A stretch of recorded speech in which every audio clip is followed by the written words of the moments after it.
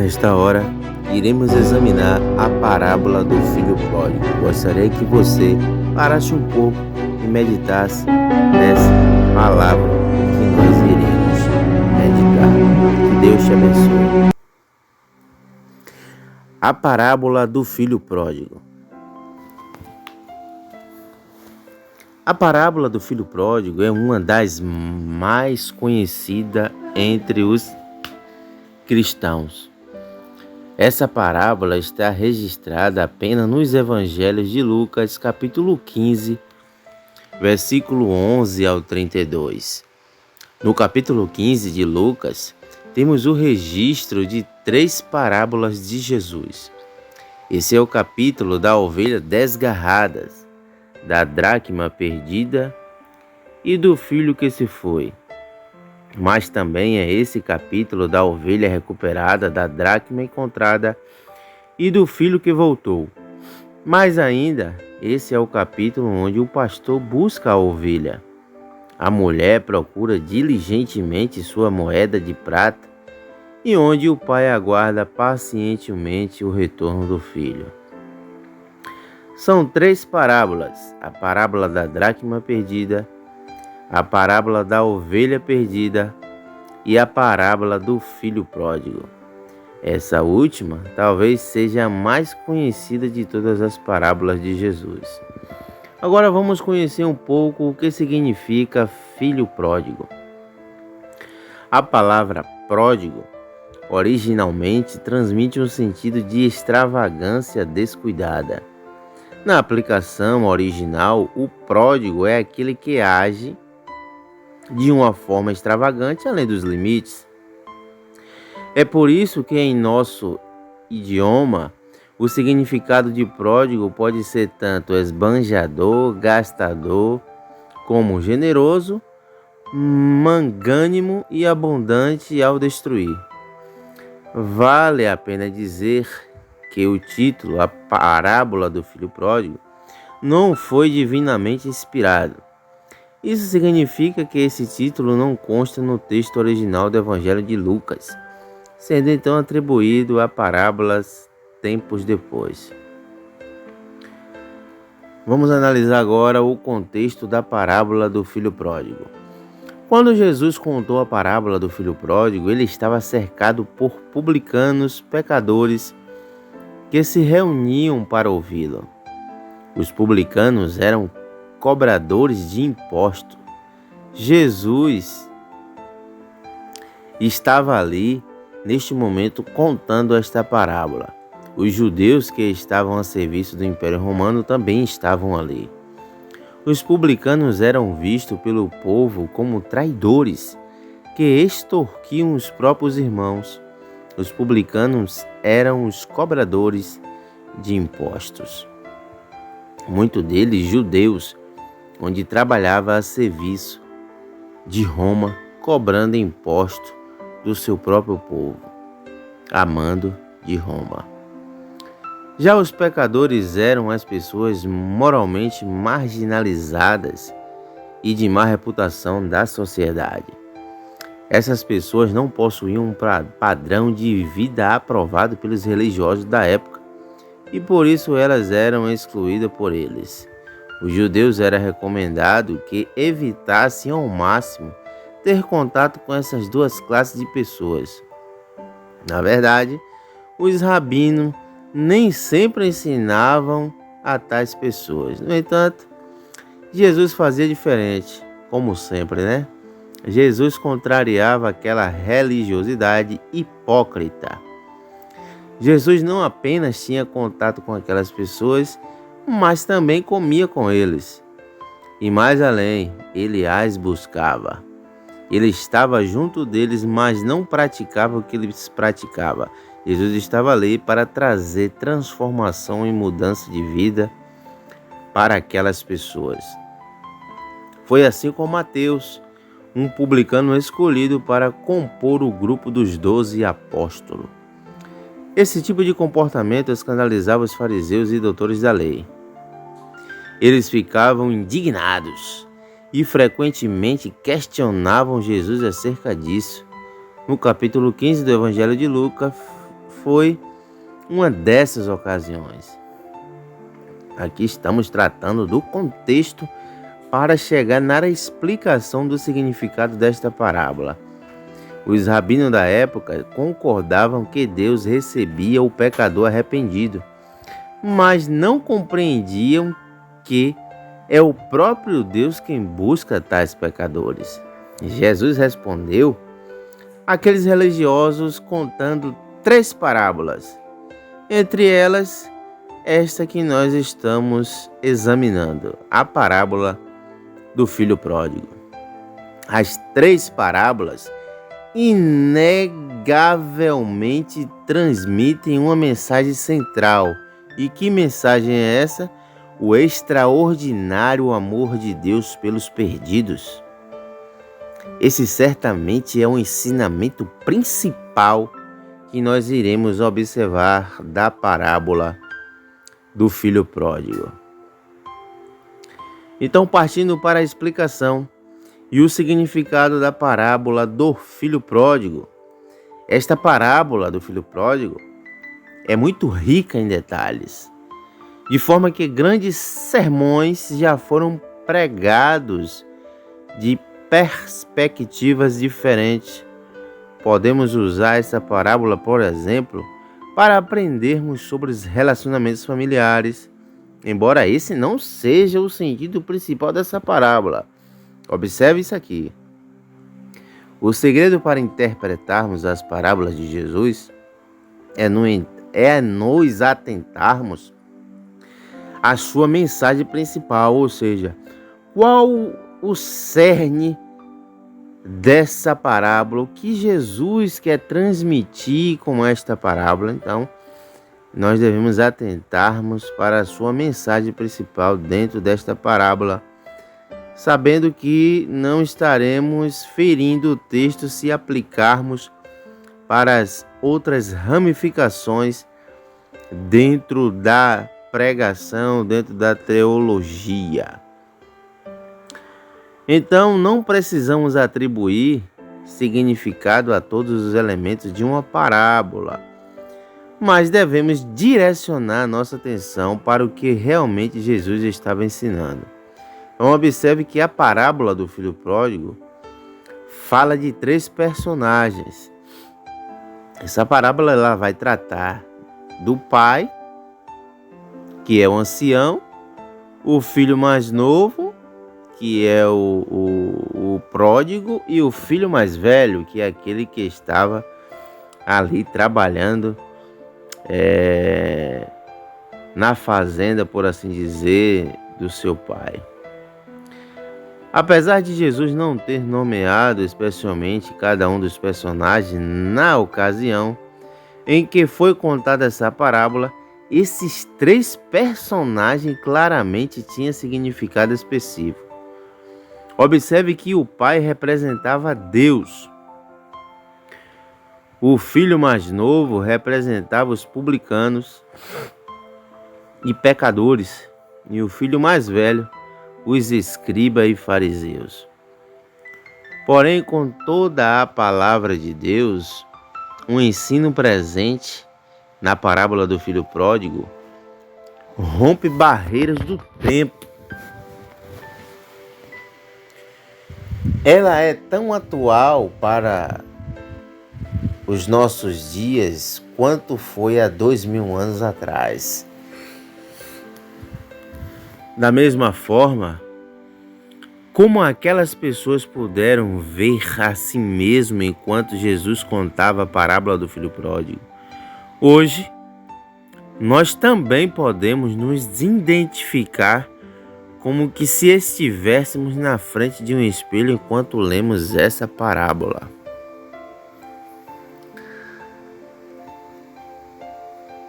Quando olhamos para o filho mais novo, talvez possamos dizer: esse sou eu. Ou talvez você esteja dizendo aí que esse personagem, o filho pródigo, seja você. Ou quando olhamos para o filho mais velho, talvez também possamos dizer: acho que eu estou me comportando como ele, porque Todos tiveram uma ação, uma atitude. Uma positiva, a outra talvez negativa. Mas é importante dizer que Jesus direcionou a parábola do filho pródigo aos escribas e fariseus.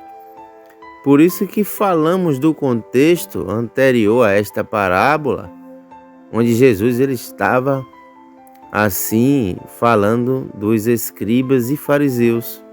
E logo após ele conta esta parábola. É comum vermos esta parábola sendo usada apenas com a ênfase do filho mais novo e geralmente aplicada àqueles que deixam a casa do pai. Porém, Jesus enfatiza muito mais o filho primogênito do que o filho mais novo, fazendo com que a própria parábola aponte especialmente para os religiosos. Então vamos agora meditar na exposição do texto bíblico que registra a parábola do filho pródigo. O texto diz assim de Lucas capítulo 15, versículo 11 e o 12. Disse-lhe mais: certo homem tinha 2 filhos. O mais moço deles disse ao pai: Pai, dai-me a parte dos bens que me cabe. E lhes repartiu os haveres, ou os bens. O versículo 12 nos mostra que o filho mais novo tinha um plano. Ele queria sair de casa, pois estava cansado da vida no lar do pai. O filho mais novo se sentia preso e queria ser livre. Talvez seja a situação que você esteja vivendo. Então ele pede a herança ao pai. Ele tinha direito a 1/3 da herança quando seu pai morresse, porém, ele não podia esperar. Essa atitude foi um completo desrespeito. Ele não se importou com a vida do pai. Ele não quis saber se o pai contava com ele para ampará-lo na velhice. Seus planos eram mais importantes. Ele amava mais a si mesmo do que ao pai. Com isso, ele quebrou os mandamentos de Deus. A divisão proposta pelo filho era muito complicada. Alguns estudiosos entendem que ele, pela antecipação, ele recebeu a 9ª parte ao invés de 1/3, a qual tinha direito. Bem, sobre isso nada sabemos, mas seja como for, o fato é que tal pedido gerou problemas. Toda prioridade precisava ser dividida, toda propriedade, melhor dizendo, uma parte considerável deveria ser vendida e liquidada. Essa era uma situação que afetava todo o lar.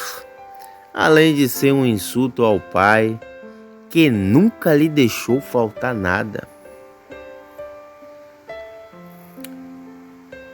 Observando o plano do filho pródigo, passados não muitos dias, Lucas 15, 13, o filho mais moço, ajuntando tudo que era seu, partiu para uma terra distante, e lá dissipou todos os seus bens, vivendo dissolutamente.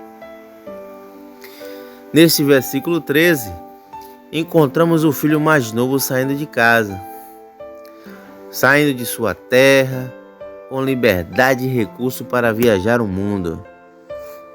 Ele poderia ir para a Ásia Menor, ao norte, ao Egito, à África do Sul, ou a Babilônia, a leste, e a Grécia e a Itália a oeste. Quer dizer, ele poderia sair para onde ele quisesse.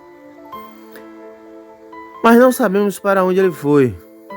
Só sabemos que ele foi para um lugar muito distante. Se afastou o máximo que pôde da casa do pai.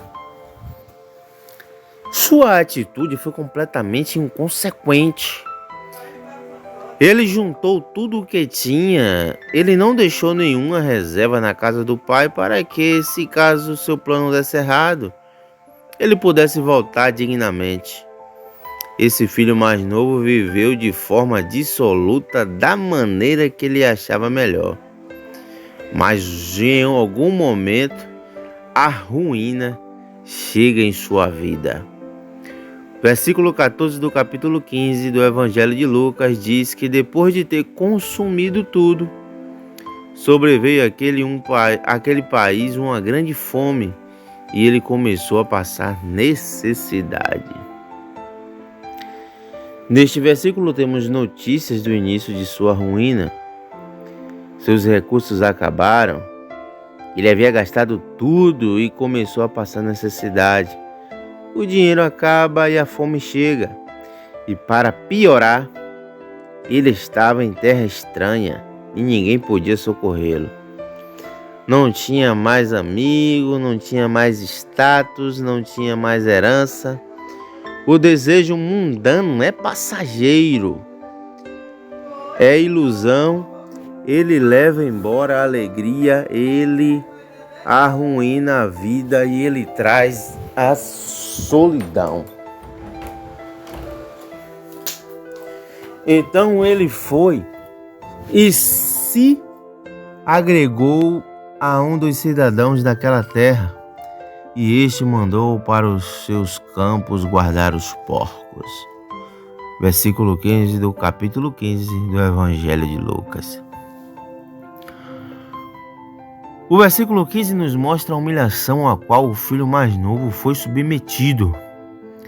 Para sobreviver, ele foi cuidar de porcos.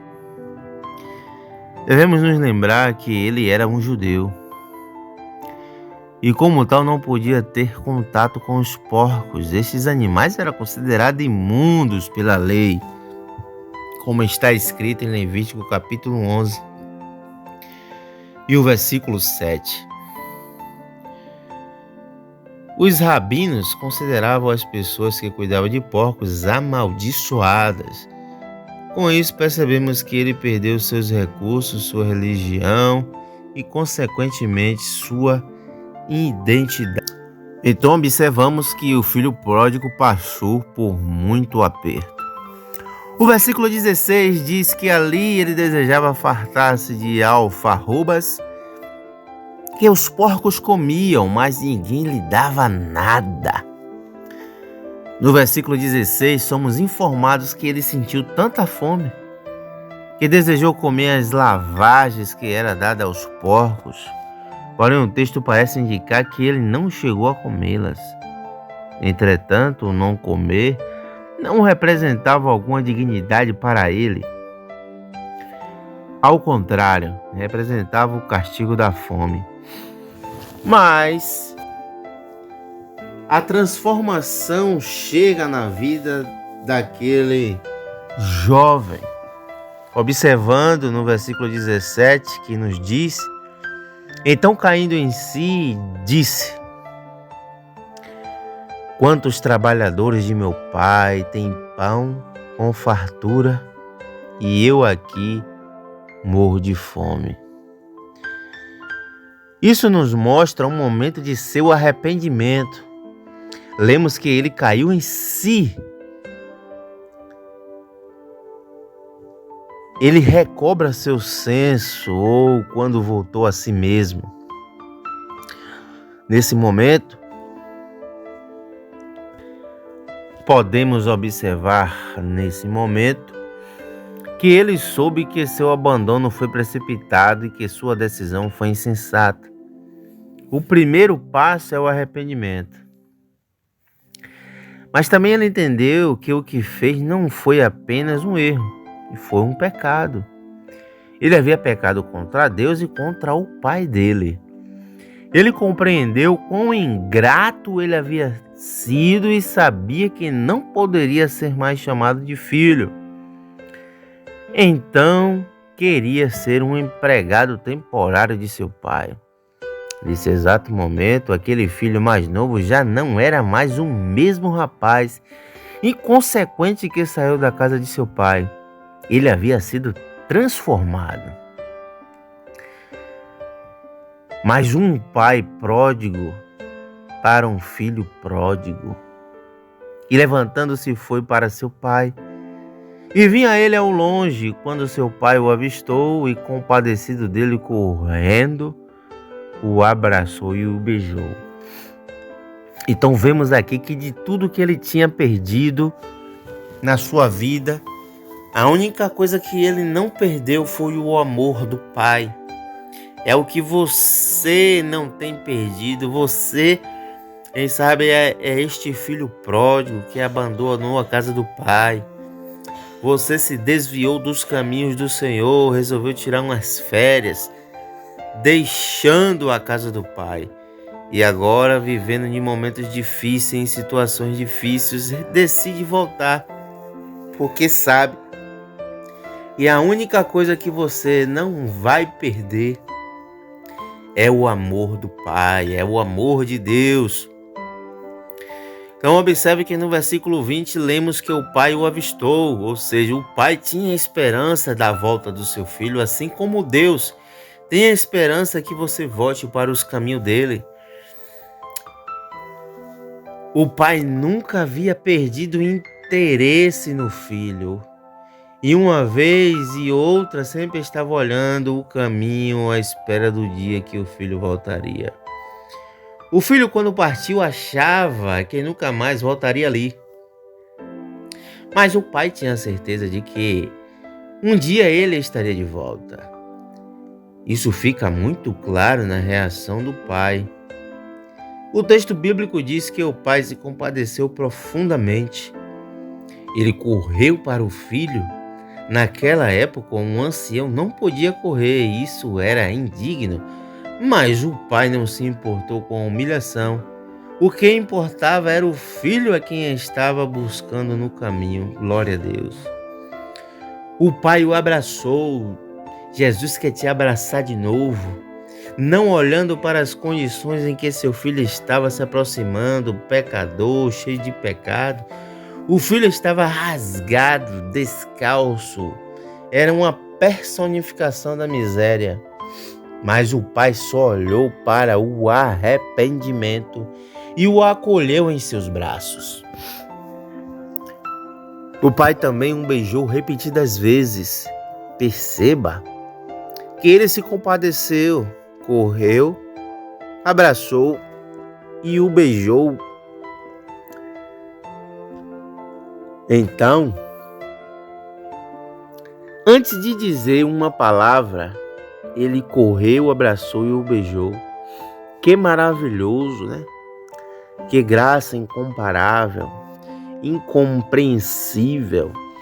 O versículo 21 diz que o filho disse: Pai, que seja essas suas palavras de volta à casa do pai.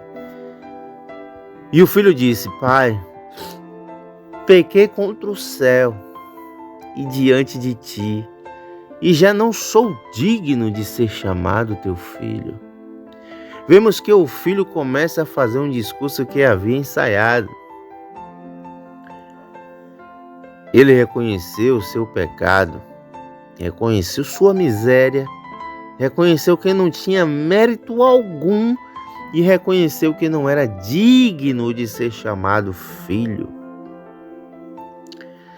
Porém, algo que realmente merece nossa atenção, irmãos, é que o fato de que ele não conseguiu dizer: faz de mim um de seus empregados. O pai nunca deixou que ele dissesse essas palavras. Versículo 22 e 23. O pai, porém, disse aos seus servos: trazei depressa a melhor roupa. Deus quer te dar a melhor roupa, quer trocar sua vestimenta. Vestiu, põe-lhe um anel no seu dedo. Deus quer renovar a sua aliança para contigo e quer colocar sandálias nos seus pés para você ter um novo caminhar. E também trazei e matai um novilho cevado e comamos e regozijemos. Isso fala de mudança, derramamento de sangue de Cristo na sua vida. Observamos e temos o relato de como o pai recebeu de volta ao lar. A Bíblia diz que quando alguém volta para Cristo ou aceita Jesus, há festa nos céus. O pai queria dar ao filho a importância que ele não merecia, mas seu amor de pai era imenso e inexplicável. O pai lhe providencia roupa, símbolo de honra, anel, símbolo de autoridade, sandálias, símbolo que ele não era um escravo. Aquele filho era um homem livre, pois o amor de seu pai o libertou. O pai também manda preparar um bezerro cevado. Esse animal era um novilho guardado para ser usado somente na ocasião mais especial. Para o pai, haveria alguma ocasião mais especial do que essa? Esses versículos nos revelam algo muito profundo. Aqui entendemos que o controle sempre esteve nas mãos do pai. Perceba que enquanto o filho estava vivendo dissolutamente, o pai estava fazendo provisão para quando o filho retornasse. Enquanto o filho estava esbanjando, o pai estava cevando o novilho, deixando a roupa, o anel e a sandália preparados para o momento do retorno. Com isso entendemos que a parábola do filho pródigo, como um todo, ela vai apontar para a soberania de Deus, que busca ativamente pecadores desprezíveis que não estavam procurando por ele. Observe o versículo 24 do capítulo 15 do Evangelho de São Lucas. Porque este meu filho estava morto e reviveu, estava perdido e foi achado, e começaram a se regozijar-se. Neste versículo, um significado muito importante que infelizmente muitas pessoas não percebem. Note os contrastes morto-vivo, perdido e achado. A explicação dessas palavras é a seguinte: no sentido prático, o filho estava morto, pois havia recebido toda a sua parte da herança. Ele não fazia mais parte da família. Ele estava perdido, pois havia sido destruído em suas loucuras e desperdiçado tudo que ele poderia sustentar durante a vida.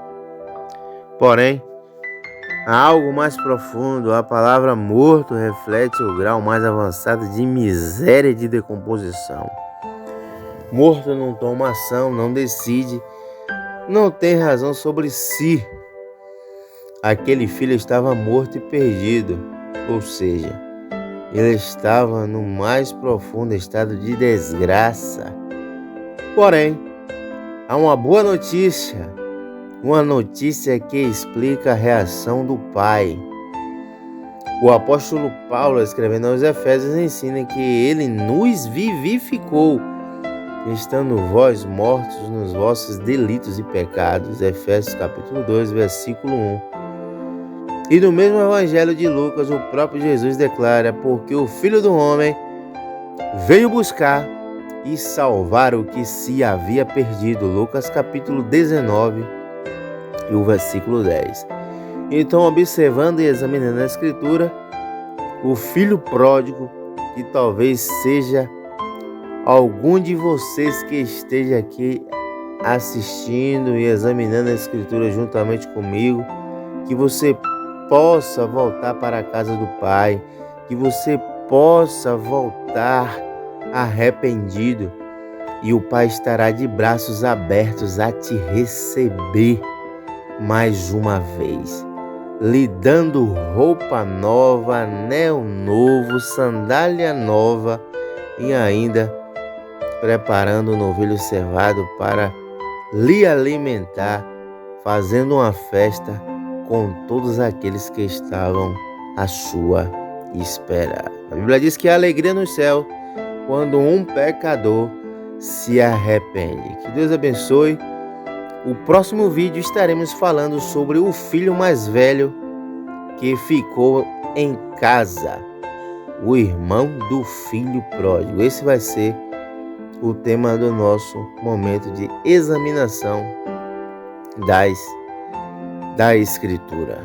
Forte abraço, que Deus te abençoe, que você possa curtir, deixar o seu like, se inscrever em nosso canal, para que assim o YouTube observe a relevância do nosso conteúdo e assim envie para mais outras pessoas. Assim, eu quero agradecer a Deus por sua vida e volte para a casa do Pai o mais rápido possível.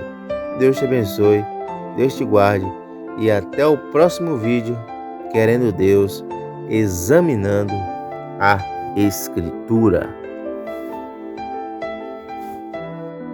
Assim como aquele pai representava Deus, o filho pródigo representa aqueles que deixaram a casa do Pai, que deixaram os caminhos do Senhor e foram pelo mundo, mas que ao se arrepender, entrando num estado de consciência, lembraram que eles têm um pai e voltaram para a casa do Pai, e o pai estava de braços abertos a receber aquele filho pródigo.